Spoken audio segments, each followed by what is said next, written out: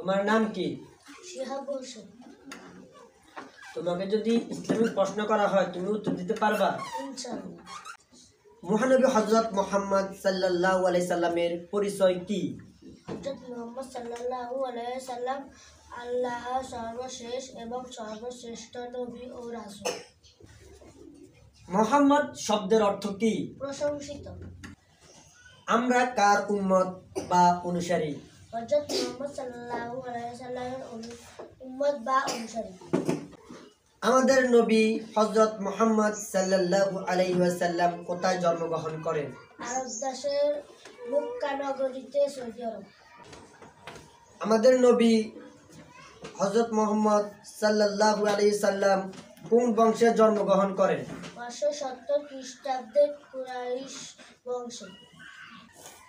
আমাদের নবী হযরত মুহাম্মদ সাল্লাল্লাহু আলাইহি সাল্লামের পিতার নাম কি? আব্দুল্লাহ। আমাদের নবী হযরত মুহাম্মদ সাল্লাল্লাহু আলাইহি সাল্লামের মাতার নাম কি? আমিনা। আমাদের নবী হযরত মুহাম্মদ সাল্লাল্লাহু আলাইহি সাল্লাম কি দাওয়াত নিয়ে আসেন? তাওহীদ বা একাত্মবাদ। আমাদের নবী হযরত মুহাম্মদ সাল্লাল্লাহু আলাইহি সাল্লাম বাল্যকালে তিনি কি নামে পরিচিত ছিলেন? আলামিন বা সত্যবাদী নামে। আমাদের নবী হযরত মুহাম্মদ সাল্লাল্লাহু আলাইহি সাল্লাম কত বছর বয়সে তিনি নবুয়ত লাভ করেন? 40 বছর বয়সে।